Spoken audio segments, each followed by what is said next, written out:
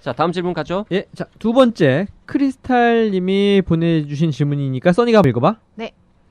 유통기한이 지난 약 어떻게 버려야 하나요? 그냥 종량제 봉투에 버리면 녹아서 환경에 악영향을 끼친다고 하더라고요.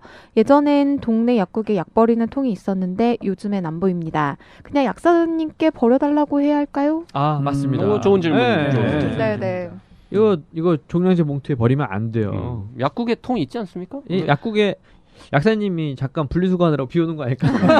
그러니까 보니까 약국에서 폐의약품을 수거하는 것도 꽤 큰 일이더라고요. 그래서 귀찮겠죠. 그것도 뭐 갖다 준다 돈 받는 것도 아니고. 그렇죠. 예. 근데 이제 아마 동네 약국에 가서 말씀드리면 한번 수거해 주시지 않을까 싶고. 이게 약은 정말 잘 버려야 돼요. 우리가 음식 쓰레기나 이런 거 같이 버려도 절대 안 되고요.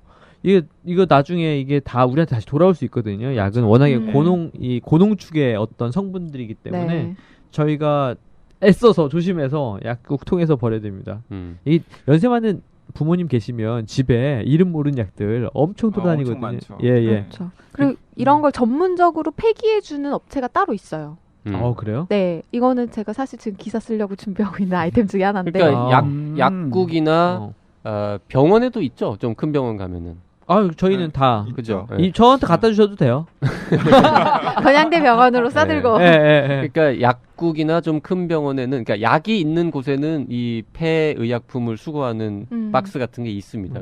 동네 의원에는 동네 의원에는 잘 없어요. 병원으로 갖다 주세요. 네, 노형 병원에는 없죠. 없죠. 그러니까 거기 약을 약이 직접 없으니까. 처방전을 처방전을 그렇죠. 하니까. 그러니까 거기는 약이 없는 곳에는 잘 없어요. 원내 처방할 약국이 수 있으니까. 네, 맞아요. 그래서 그런 폐기함에다 넣으면 그 다음에 그거를 전문적으로 또 이 약을 수거해서 보통 소각하는 걸로 알고 있는데. 그걸 이제 취재할 예정인데. 제가 알기로는 아마 태워서 없애버리는 걸로 알고 있습니다. 그래서 이걸 완전히 그 성분을 없애버리는 거예요. 이거를 그냥 저 음식물 쓰레기에 넣어버리면 이게 어딘가에 가서 돌고 돌아가지고 뭐 소의 사료로 쓰인다거나 해서 그렇죠. 소가 불필요한 항생제나 이런 거를 먹을 수가 있게 되고 우울증 치료되고 우울증 치료제도 먹을 수 있게 되고 항암제도 먹을 수 있고 이렇게 되면 행복해하고 있고 그러면 좋은데 그러면은 이제 소의 뭐 건강 상태에도 나빠질 수 있고 그게 또 그 소고기를 먹으면 사람한테 저희한테 돌아올 다시 또 올 수 있고 이래서 여러 가지로 맞아요. 문제를 일으켜서 잘 관리해야 됩니다. 맞습니다. 그 탈모 치료제 같은 경우에는 돼지가 털나고. 그게 여자와 아이는 손도 대면 안 되거든요. 그게 이제 호르몬에 관계되는 성분이기 때문에 아마 손도 대면 안 됩니다. 그렇죠. 그러니까 우리가 환경 호르몬 이런 거에 얼마나 신경을 쓰는가, 그리고 또 의약품 오남용 이런 거에 대해서 평소에 얼마나 신경을 쓰는지를 생각해 보면 이 폐의약품을 그냥 버리는 거는 정말 담배 안 끊으면서 몸에 좋다고 비타민 먹는 거랑 비슷하다라는 거죠. 아니면 정 궁금하시면 어느 약국에 가서 물어보기 좀 그렇다 그러면 대한약사회라고 약사들의 모임이 있어요. 대표하는 거기에 문의하시거나 아니면 각 지역마다 또 약사회가 있거든요. 그 뭐 구 단위로도 있고 읍 단위로도 있고 그런 거 이제 네이버 검색하면 나오니까 거기 전화해서 여쭤보시면 아마 폐의약품을 수거하고 있는 성실히 수거하고 있는 그런 약국 알려주실 거예요. 그러니까 그런 쪽에 문의하셔서 폐의약품을 갖다 주신다거나 이러면 될 것 같아요.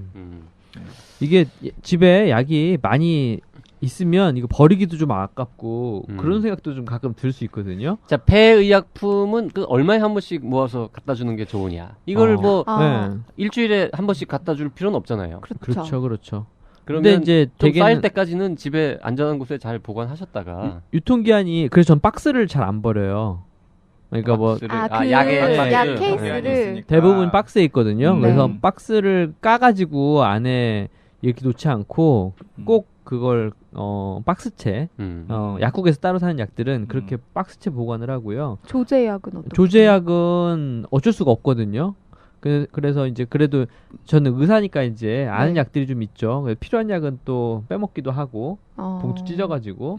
근데 결국은 남는 약들이 많아서 한 6개월 6개월 그러니까 한 번씩 집안에 뭐 조그만 상자 같은 거 저금통처럼 하나 두고 폐의약품 남는 약들은 버릴 약들은 거기다가 좀 모았다가 가득 차면 어디 동네 약국 같은 데 갔다가 이렇게 휙 버리고 뭐 이런 식으로 하는 게 좋지 않을까요? 저번에는 그 어머님이 한 분이 이렇게 제가 처방해 드린 약인데 잊어먹은 줄 알고 다시 또 처방해 가셔가지고 약이 중복이 되게 남은 거죠. 네. 병원 다 치료가 됐어. 그래갖고 아. 그 약을 이제 다시 가지고 오셨더라고요. 환불해달라고. 아, 근데 맞아. 이렇게 약국에서 조제해준 약은 환불이 안 되잖아요. 환불이 안 돼요. 네. 그리고 그거는요. 난 또 다른 환자 드리라고 주시고 간 줄 알았더니 환불해 달라고. 그래서 환불 안 됩니다. 네. 아니 병원이라 안 되는 게 아니라 약국에서도 안 될 거예요. 맞아요. 약국에서도 안 됩니다. 이미 개봉한 약이고 네. 오염 가능성도 있고 네. 이렇기 때문에. 근데 예를 들어서 그 킵해뒀다가 자가 진단한 다음에 먹는 경우는 어떤가요? 그런 경우도 많이 있을 것 같은데. 있죠. 의사들은 또 간혹 그렇게 해요. 의사들은 가끔 네. 합니다만 네. 일반인들 의사만 그럴 거라 생각하지 마세요. 아마 저기 나도 그러는데 그러니까. 하는 청취자분들 되게 그거는- 많으실 텐데. 그런 폐의약품을 자기 입에 버리는 네. 일이 되는 거죠. 네. 그렇죠. 근데 예를 들어서 그러면 유통기한 같은 게 처방받은 약의 유통기한 어느 정도라고 생각하면 되는 건가요? 근데 그거는 알 수가 알기가 없죠. 어렵죠. 네, 제각각 다 다르니까. 그리고 뭐 아주 잘 밀봉되어 있고 그 처방된 약국에서 처음 나올 때부터 뭐 싱싱한 유통기한이 싱싱한. 많이 남은 약이었다 그러면 그럼 뭐 몇 달 후에도 사실은 약은 멀쩡합니다. 근데 이게 얼마나 싱싱한 약이었는지 우리가 알 수가 없고 그 약의 네. 특성에 따라서 차이가 있잖아요. 그렇죠. 네, 그렇죠. 항생제 같은 경우는 항생제 중에서도 뭐 차광이 필요한 항생제나 네네. 이런 것들은 조금 더 유통기한이 짧고요. 음. 금방 밀가루 약 되거든요. 그래서 효과가 없을 수도 있고 그런 것들이 더 문제. 약이 성분이 바뀌어가지고 문제가 되는 경우보다는 기대한 효과가 안 나오는. 효과가 안 나오는. 나오는. 그러니까 솔직히 다른 어마무시한 뭐 이런 희한한 약들을 복잡한 약들을 스스로 알아서 막 이렇게 옛날 약을 꺼내서 드시는 분들은 별로 없죠. 대개 사람들이 재활용하고 싶은 욕망을 느끼는 다 감기약이란 말이에요. 그렇죠. 그래서 감기약 중에 이제 콧물 많이 날 때 지어온 그렇죠. 약에다가 이렇게 감기 써놓는 몸살 거죠. 때문에 콧물약. 그렇죠. 맞아요. 그리고 그 옆에 이제 몸살 기운 있고 콧물 안 났을 때 지어온 약에다가는 그렇죠. 이제 감기 몸살약 네. 이렇게 또 기침 많이 할 때는 기침 감기약 이렇게 이제 좀 메모해 놓고 있다가 맞아요. 집안에 작은 약국을 하나 끌어놓고 그렇죠. 있는 거죠. 비슷한 증상이 네. 있을 때 그 약을 꺼내 가지고 드시는 분들 많이 계실 겁니다. 그럼요. 솔직히 말해서 이렇게 드셔서 사실 안 되지는 큰 탈이 나지는 않는다는 얘기를 하고 싶은 큰 거야? 탈이 나지는 않을 가능성이 높다고 말씀드리지 JYP 가 않을 지금 수 없는데 줄타기를 하고 있어요 지금. 아니 줄타기가 아니라 진짜로 확률적으로 그렇게 드셔도 큰 문제 없을 가능성이 높지만 네, 뭐 큰 문제 없습니다. 제가 단연간 저는 그렇게 하기 때문에. 근데 아니야. 그래서 지금 이런 거 같아. 악화돼서 오시는 경우가 되게 그런데 있어요. 나빠질 또. 수가 있어요. 맞아요. 그렇게 해서 이렇게 재수 없으면 그러니까 잘못 뭔가 돼가지고 그렇죠. 탈이 날 수가 있는 거죠. 부비동염 환자도 감기약을 먹으면 증상은 좀 줄어들거든요. 그러면은 감기약으로 이제 모아놓은 거 저번 달에 모은 이틀치, 저저번 달에 모은 이틀치, 저번 달에 모은 이틀치 해갖고 6일을 그렇게 약을 버티다 오시면 부비동염이 심해져가지고 그렇죠. 전체적으로 네. 치료하는 기간이 확 기러지는 이런 경우도 있어요. 그래서 네. 정 급할 때 정말 우리 청취자분들한테만 살짝 말씀드리면 정말 감기가 심한데 뭐 이미 밤이고 약국도 문 닫았고 병원 가기도 그렇고 응급실 가기에는 좀 너무 심한 것 같고 그럴 때 한 번쯤 뒤져가지고 옛날에 써놓은 메모도 다 읽고 해서 그거 약 한 봉지 드시는 거 솔직히 그거 안 말리겠습니다.